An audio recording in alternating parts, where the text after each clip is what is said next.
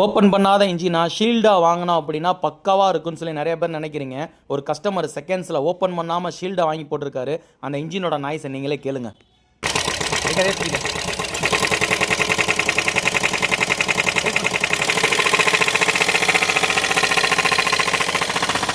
இது Verna Fluidic diesel variant. இந்த வண்டியில் கஸ்டமர் இன்ஜின் சீஸ் ஆயிடுச்சுன்னு சொல்லிட்டு ஒரு செகண்ட்ஸில் ஒரு பிராண்டாக ஒரு ஷீல்டு ஓப்பன் பண்ணாத இன்ஜினை வாங்கி போட்டார். ஒரு லட்ச ரூபாய்க்கு போட்டு ஒரு மாதத்துலேயே இன்ஜினில் கடன்னு கிராங்க் நாய்ஸ் வந்துருச்சு.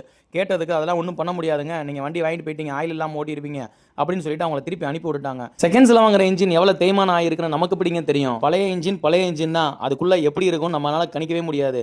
நீங்கள் ஷீல்டட் இன்ஜின்னு சொல்லி எதாவது தெரியுமா சொல்லலாம். நீங்கள் புதுசாக ஒரு இன்ஜினை பர்ச்சேஸ் பண்ணுறீங்க பாருங்களா, ஹெட்டிலேருந்து பிளாக் வரையும் ஒரிஜினலாக இருக்குது பார்த்தீங்களா, அதை வேணால் நம்ம ஷீல்டுன்னு சொல்லலாம். நீங்கள் செகண்ட்ஸில் வாங்கிட்டு எதையுமே ஷீல்டுன்னு சொல்லாதீங்க. அது எல்லாமே பிரிச்சிருக்கா பிரிக்கலைன்றது இறைவன் ஒருத்தனுக்கு மட்டும் தான் தெரியும். கஸ்டமர் நம்மள்ட்ட வண்டியை கொண்டு வந்தார்.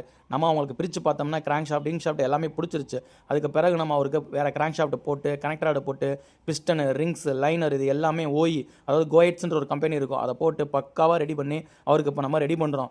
Crank shaft connecting rod piston rings liner இது எல்லாமே நீங்கள் ஸ்டாண்டர்டாக போடணும். நீங்கள் காசை மிச்சப்படுத்தணுன்ட்டு நீங்கள் அடுத்த ஒரு சைஸ் லேத்தில் கொடுத்து த்ரூ பண்ணி போட்டிங்கன்னா உங்களுக்கு திரும்ப இன்ஜின் வேலை வந்துகிட்டே இருக்கும். உங்கள் வாகனத்தில் இதே மாதிரி இன்ஜின் வேலை வந்துச்சுன்னா டோட்டலாக எல்லாமே ஸ்டாண்டர்டாக சேஞ்ச் பண்ணிக்கோங்க, உங்களுக்கு பக்காவாக இருக்கும். Thank you friends.